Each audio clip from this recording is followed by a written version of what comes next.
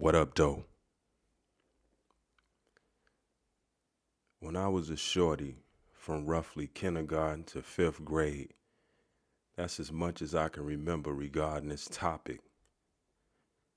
My classes were required to stand up, place our right hands over the left side of our chests, and pledge our allegiances to the flag of the United States. Why? As a shorty, I didn't know why. I never thought about why. I did what I was told because my mother told me to do what I was told in school, mostly. Remember, our parents send us to a place where we're not loved all day, to be educated / nurtured / nourished by strangers for as much as 13 plus years of life, very important years of life and our development.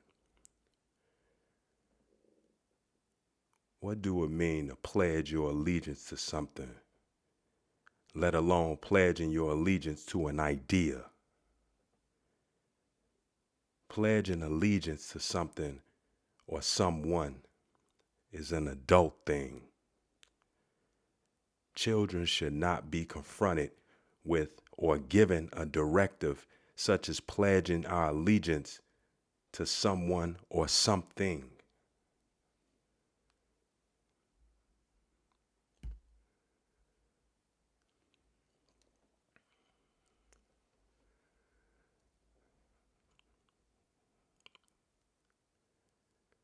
I guess this is what we would term a Confederate flag. What does it say? It says Blackland, Chickamauga. Then on the right side it says Lookout Mountain. Then on the bottom it says Rocky Face.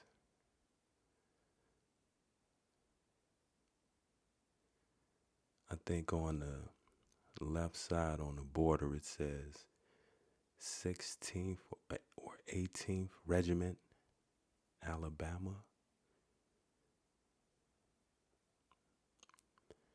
Then it says Shiloh.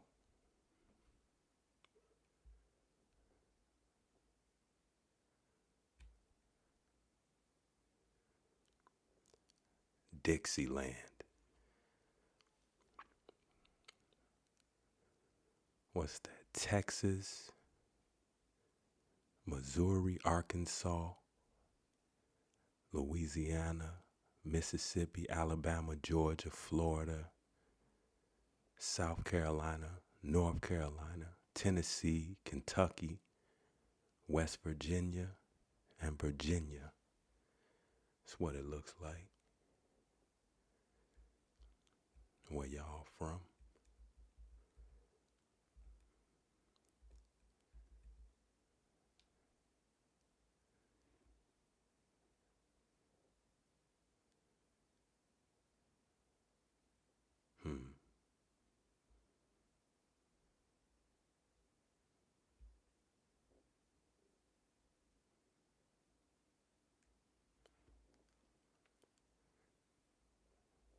Nasty, dirty woman.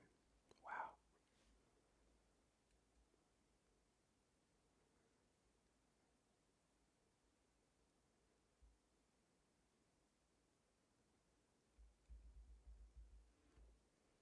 Confederate flag of welcome. With the Confederate occupation of Hickman and Columbus in the late summer of 1861, Pudicahans were thrilled and flew a large Confederate flag to welcome Southern Army thought on way. As General Grant's Union forces, backed by gunboats, moved to occupy Paducah on September 6th, it was feared flag would be seized.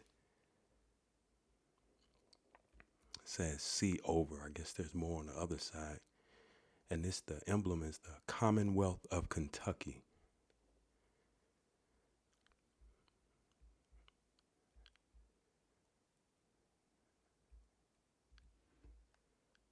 first Confederate flag raising in Georgia. The date at the top is 1776. On this courthouse lawn, the first Confederate flag raising in Georgia took place March 31st, 1861. Judge David B. Harrell of Webster County, Captain James Pickett of Red Hill, Dr. Harvest Pickett of Weston, with their companies of soldiers trained in Preston, voting for Miss Molly Josie as the most popular girl in town. The troops chose her to raise the flag. With much ceremony and enthusiasm, a vast crowd witnessed the rites. At the end of the war, Union troops stationed in Preston cut down and destroyed the flagpole.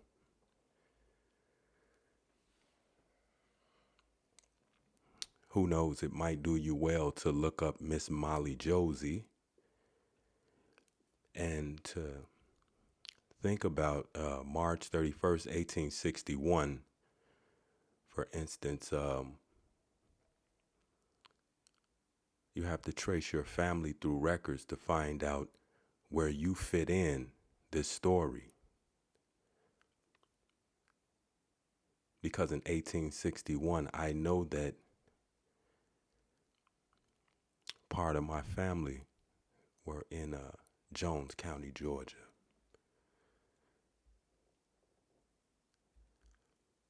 Maybe some of your family as well.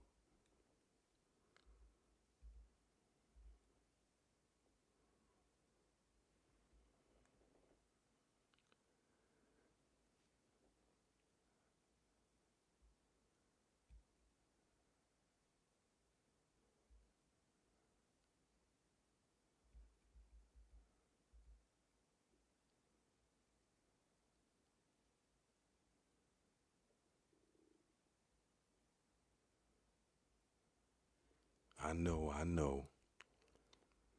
It's been hammered into y'all head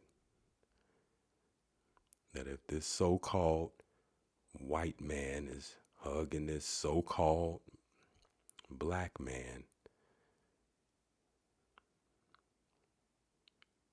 he has ulterior motives that are rooted, undoubtedly, in white supremacy. There's absolutely no way they could be friends, comrades, brethren. Their second and third great grandparents couldn't have possibly known one another, because the brother on the left was born into slavery, right? Or his parents were, right? Or his grandparents were, right?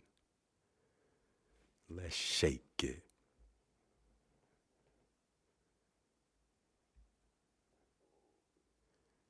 The Confederate flag, symbol of Southern culture, heritage, and sovereignty, not racial hatred. Southern culture. How many of y'all know where y'all four grandparents, 8 great grandparents, 16 second grade, 32 third grade, 64 fourth grade? How many of y'all know where they come from? It's lazy to just say black. It's lazy to just say white. This ain't the way you get to know people.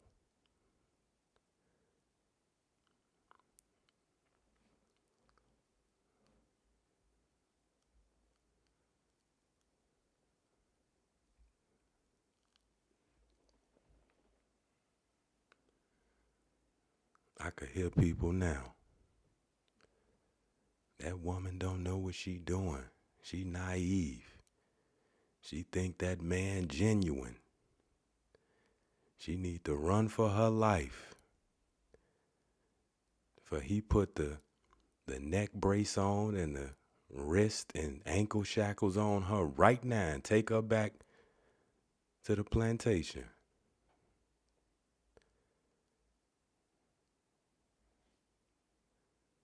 Let's shake it.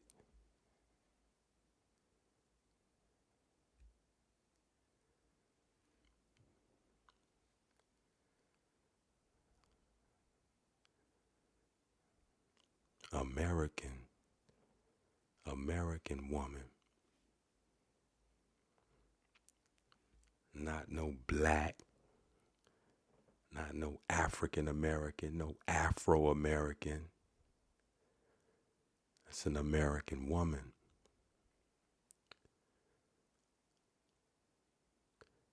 And y'all been threw off. Y'all been threw off because anybody who come here put American on the front of what they is or where they come from.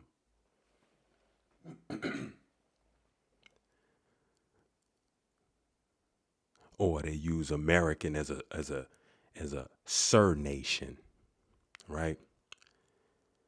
Chinese American, German American, Siberian American,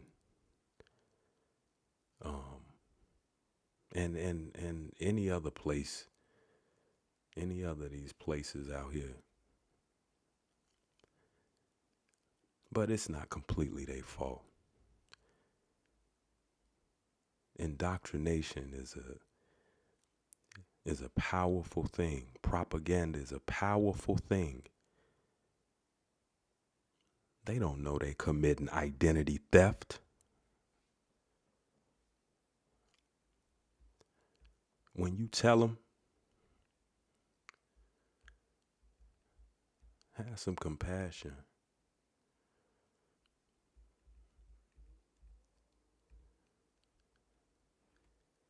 Artists explain why Bree Newsom became an internet superhero after taking down South Carolina's Confederate flag. June 30th, 2015, Jared Goyette.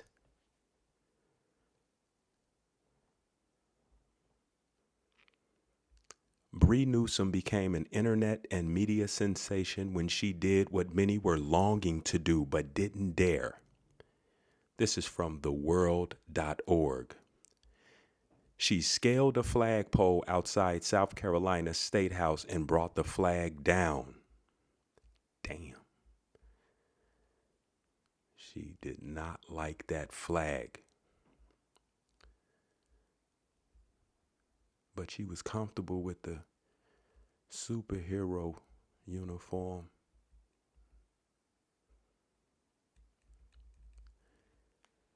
Seeing her do that, and then when she came down and they were putting her in custody, and she had a smile on her face because she knew she was doing the right thing. It touched me.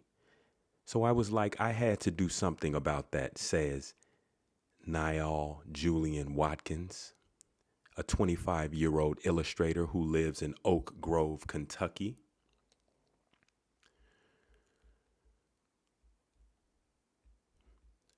Cohen explains, I like the immediate associations invoked by the Wonder Woman iconography, the all-Americanness, the feminism, empowered women. As a white artist who is supportive of the Black Lives Matter movement, she felt it was a way she could contribute. I'm so sorry. I'm sorry, blacks. I'm sorry, blacks.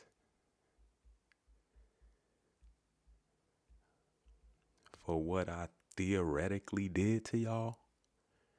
Memphis illustrator Quinn McGowan was moved by the calm, serene expression she had as she was being arrested.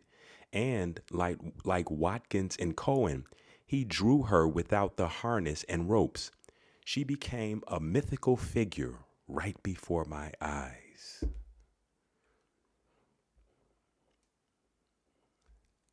Myth. Good choice of words.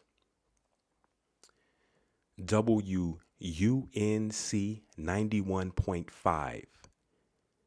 Meet Bree Newsom, the woman who removed South Carolina's Confederate flag. WUNC by Charlie Shelton Ormond, Frank Stasio. January 9th, 2017. Meet Bree Newsom. photographically at least.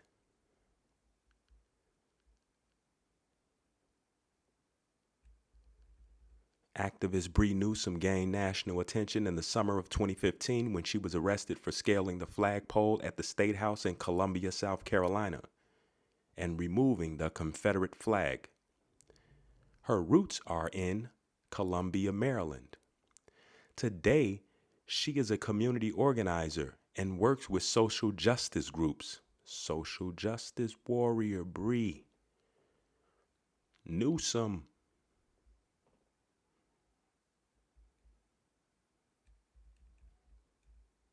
Social justice, Newsom. We thought through every aspect of it. There was a practical consideration of who could scale the pole and who could get arrested. That narrowed it down to about 2 people out of how many, I wonder. And I was the only black person who could do that. Wait a minute. Let's go back up.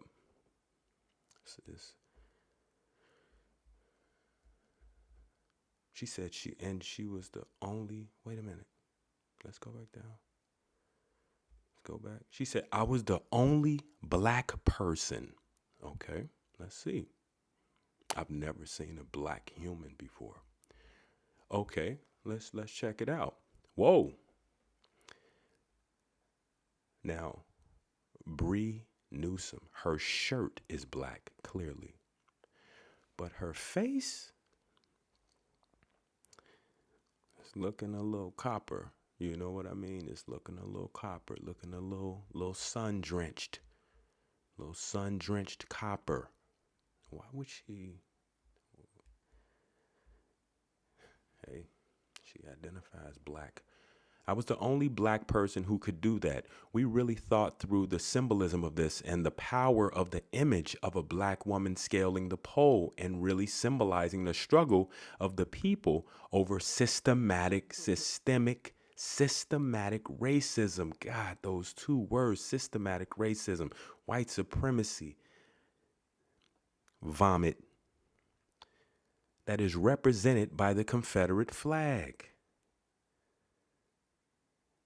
You would think that the next sentence or the next paragraph would be her giving you some historical data, her giving you some sources, her giving you something to go on that would tell you that the Confederate flag represents a particular group of people and not another, or systemic racism.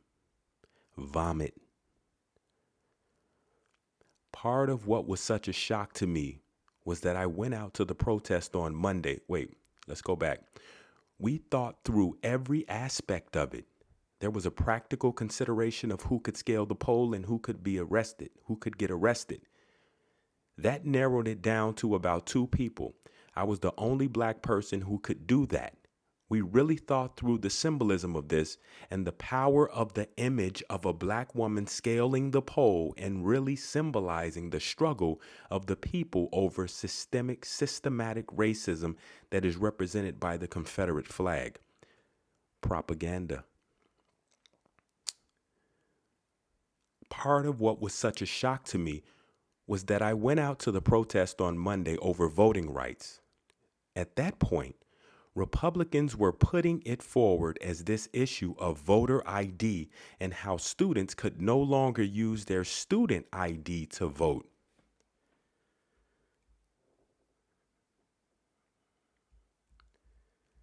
This is from history. This day in history, August 5th. This is from history.com. 1861, Abraham Lincoln imposes first federal income tax. On August 5th, 1861, President Lincoln imposes the first federal income tax by signing the Revenue Act. Strapped for cash with which to pursue the Civil War, Lincoln and Congress agreed to impose a 3% tax on annual incomes over $800. Now, before I continue, it's something very important that we have to consider. We have to consider, because we should, I was guilty of this as well, but when you know who you are and you look into your family and you trace your family, you trace your bloodline through records, and you realize what your story is, you understand where you fit into his story. When you hear 1861, don't automatically think that these so-called white people were in this by themselves, were doing this alone, were making all policy alone, with no help from Americans, from your family, from your friends of your family, from your people, from your ancestors, from your bloodline. There is no way anything could get done without your help. Think about it. Every level of government, local, state, federal, your people, the Americans, are intertwined within the fabric of everything going on. Everything.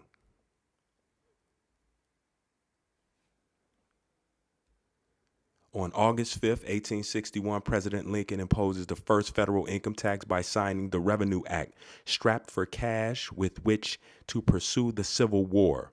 Lincoln and Congress agreed to impose a 3% tax on annual incomes over $800.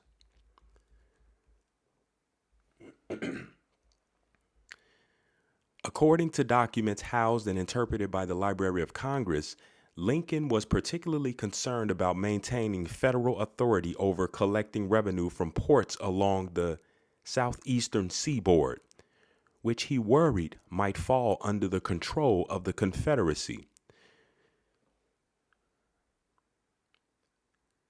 The Revenue Act's language was broadly written to define income. First of all, listen. If all of our ancestors, a lot of us, I know it's a lot of us. Well, it's me anyway. And the people who I've spoken with. If a lot of us Americans, if our people are from the southeastern seaboard, as it were, who do you think the Confederacy was? The Revenue Act's language was broadly written to define income as gain derived from any kind of property or from any professional trade, employment, or vocation carried on in the United States or elsewhere, or from any source whatsoever. According to the U.S. Treasury Department, the comparable minimum taxable income in 2003, after adjustments for inflation, would have been approximately $16,000. Congress repealed Lincoln's tax law in 1871, but in 1909 passed the 16th Amendment, which set in place the federal income tax system used today. Congress ratified the 16th Amendment in 1913. We lost. We lost. Some people might say, oh, we need to be taxed for roads and schools. That's fine, and I'm pretty sure the average person would gladly, voluntarily contribute to these pursuits. However, you got people like me who say, ask me before you take some. Ask me if I want to contribute. They don't ask. They take it. Let's shake it. AL.com. Abraham Lincoln said war was over taxes, not slavery. /employment/working/laboring, sacrificing your time/freedom for fiat currency, laboring for someone else and not yourself and your family exclusively. Abraham Lincoln said war was over taxes, not slavery. Published June 26, 2015.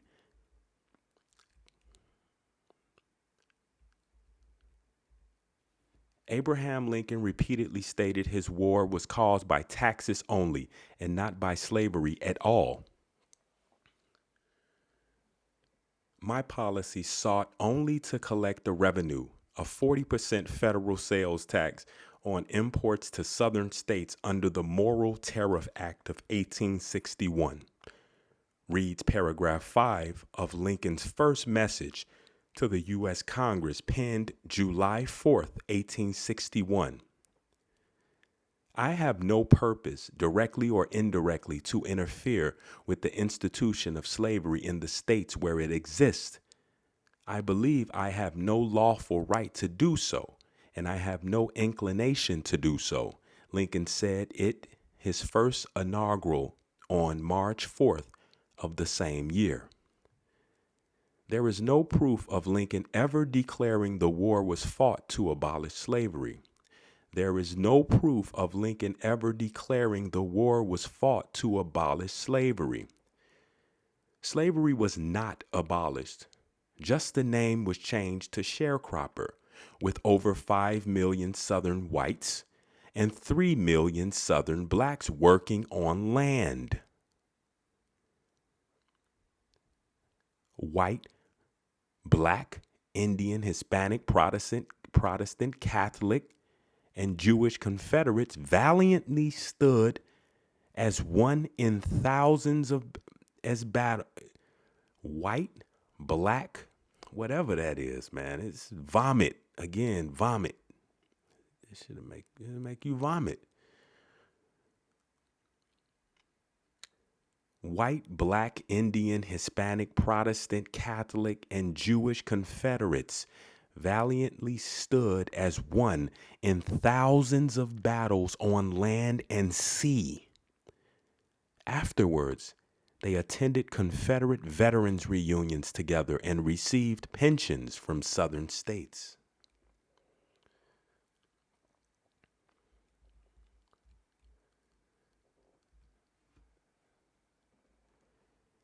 Lincoln did not claim slavery was a reason even in his Emancipation Proclamations on September 22, 1862 and January 1, 1863. Lincoln's proclamations exempted 1 million slaves under his control from being freed, including General U.S. Grant's forced slaves, and offered the South 3 months to return to the Union, pay 40% sales tax, and keep their slaves. Lincoln affirmed his only reason for issuing was as a fit and necessary war measure for suppressing said tax rebellion. Mrs. Grant wrote in her personal memoirs, "We rented our pretty little home in St. Louis and hired out our 4 servants to persons whom we knew and who promised to be kind to them. Eliza, Dan, Julia, and John belonged to me. When I visited the general during the war, I nearly always had Julia with me as nurse." Lincoln declared war, so Julia was her nurse. Lincoln declared war to collect taxes in his 2 presidential war proclamations against the Confederate States on April 15th and 19th, 1861.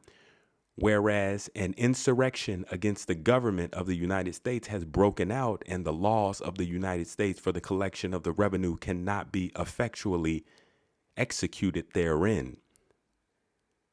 On December 25, 1860, South Carolina declared unfair taxes to be a cause of secession. The people of the southern states are not only taxed for the benefit of the northern states, but after the taxes are collected, 3/4, 75% of them are expended at the North to subsidize Wall Street industries that elected Lincoln. Paragraphs 5 through 8. It was on April 8th, 1861, that Lincoln alone started the war by a surprise attack on Charleston Harbor with a fleet of warships led by the USS Harriet Lane to occupy Fort Sumter, a federal tax collection fort in the territorial waters of South Carolina, and then invaded Virginia.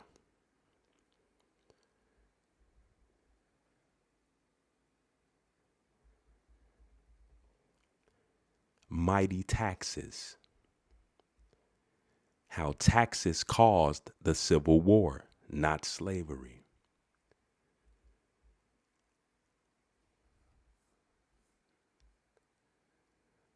Over a century before anyone had even coined the term fake news, our own government put a spin on the real cause of the Civil War, which has been the accepted truth in history books and media to this day.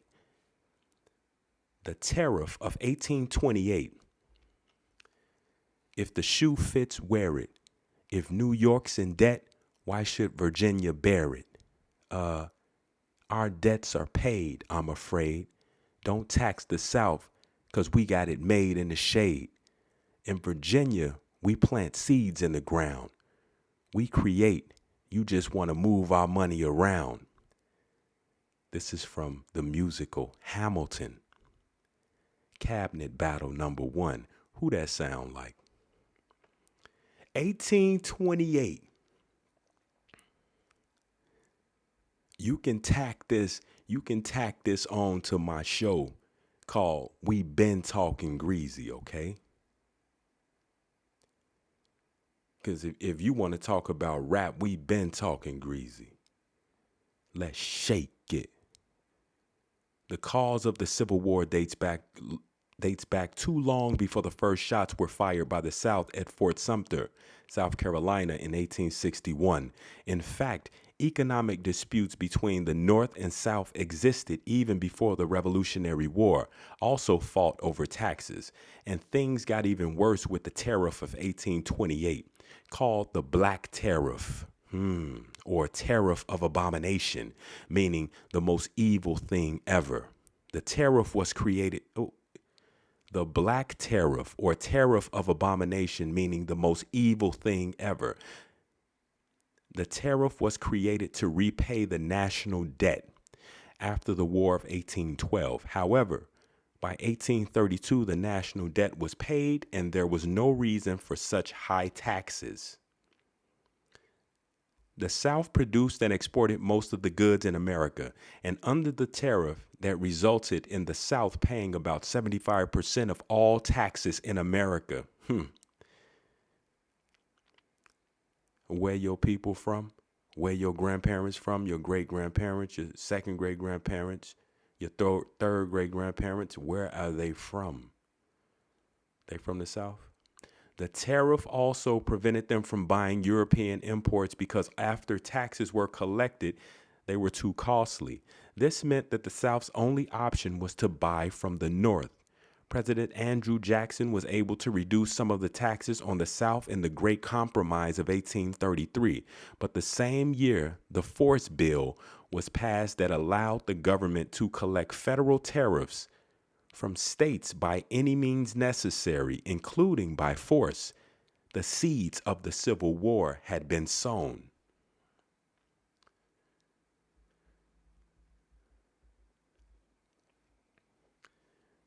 Abraham Lincoln enjoyed support of the rich Northern industrialists during his run for presidency in 1860.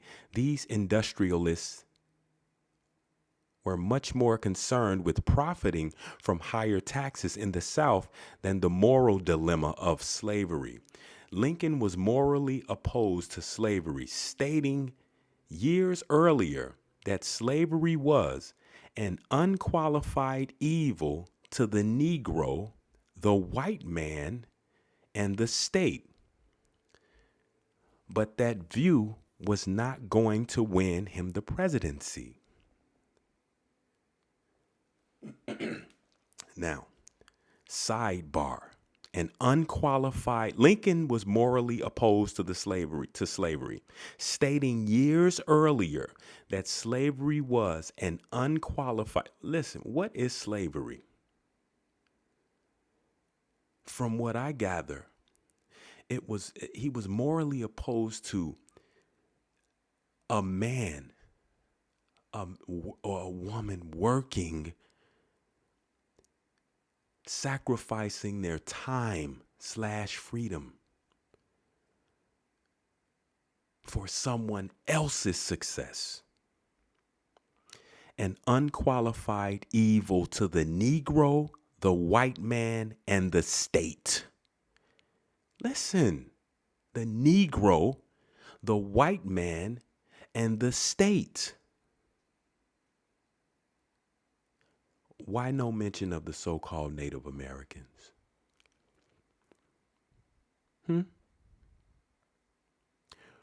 Where are they? Why aren't they in the conversation? Why aren't the so-called Native Americans in the conversation? They said the Negro, the white man. This is 1860. We already know what Negro means. And just to be perfectly honest, we have no idea what white man means. Okay. This white is real lazy. It don't tell you nothing. But Negro, historically, we know what this word means, and we know who this word was. We know who was labeled with this word. Colored Negro, first American Indian. I'm not saying that you're an American Indian. I'm not saying that that's what your family called themselves. You have to find out what your family called themselves. I know what my family called me.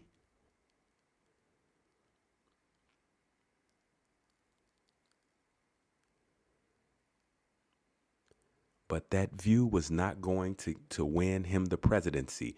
Lincoln stated, "I declare that I have no purpose, directly or indirectly, to interfere with the institution of slavery in states where it exists. I believe I have no lawful right to do so, and I have no inclination to do so." Abraham Lincoln, 1860.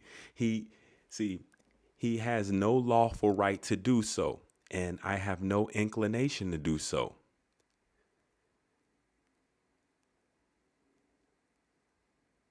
How can he get in the middle of two people making an agreement saying, I need you to work this many hours this week for this amount of currency? And the next person says, I agree. When do I start? But Lincoln's administration wanted to come in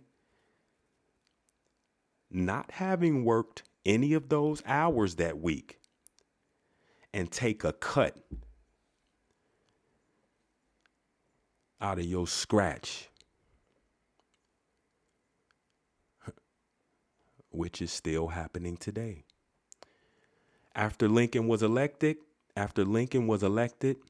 he made further efforts to placate the South and maintain the Union and the institution of slavery by giving his blessing to the Corwin Amendment to the Constitution.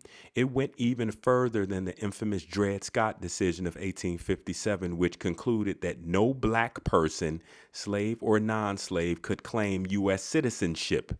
The Corwin Amendment stated, "No amendment shall be made to the Constitution which will authorize or give to Congress power to abolish or interfere within any state with the domestic institutions thereof, including that of persons held to labor or service by the laws of said state." See, there is no mention of slavery. It says labor.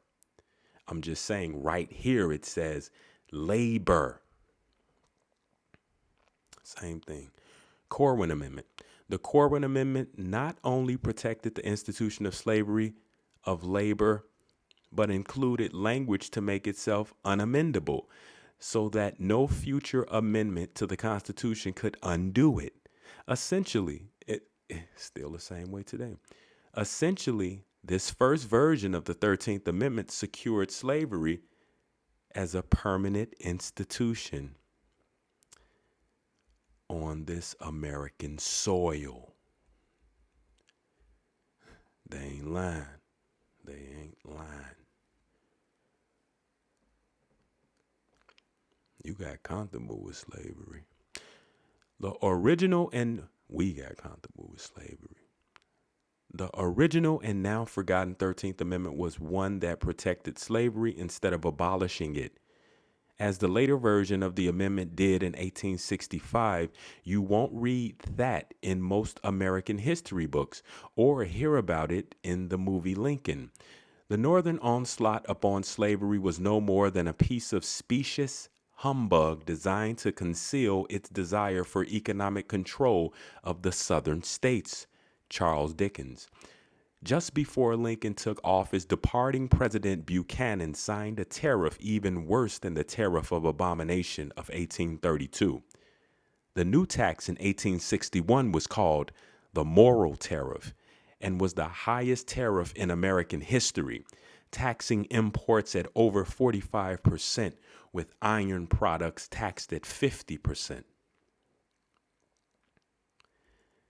In response, the furious Southern states drafted a constitution of their own, which included a ban on high import taxation. The South's strategy was to offer low import taxes so that North American trade would migrate to the tax-friendly ports of the South that included Charleston, Savannah, and New Orleans.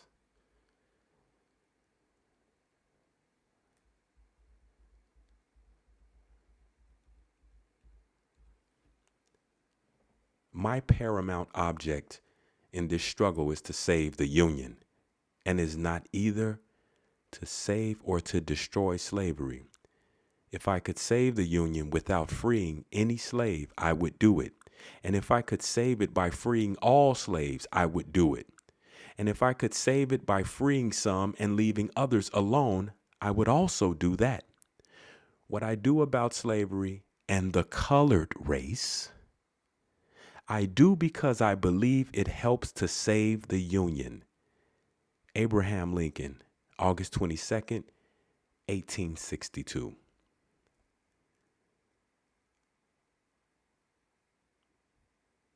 In response to the heated tax dispute, tensions between the North and South soon escalated to military conflict.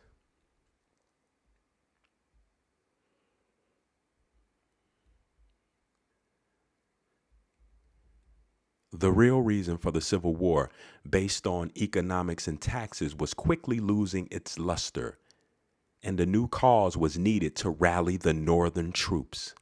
It was at this point that Lincoln decided that human rights were a better cause than economics, so slavery was promoted as the new cause to fight for.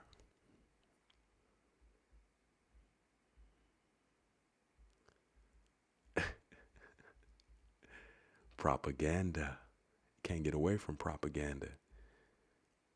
We try.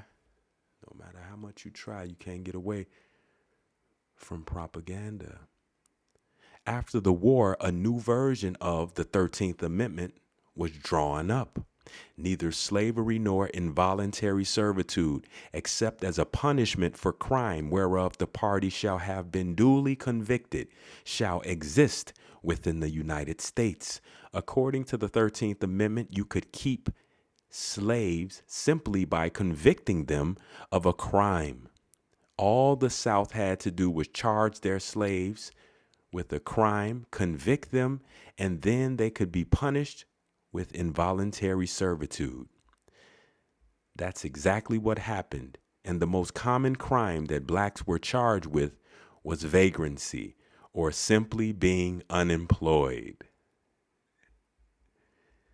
The North won an economic victory in the Civil War, affirming their right to heavily tax the South. Dictionary definition of civil: relating to ordinary citizens and their concerns as distinct from military matters, courteous and polite.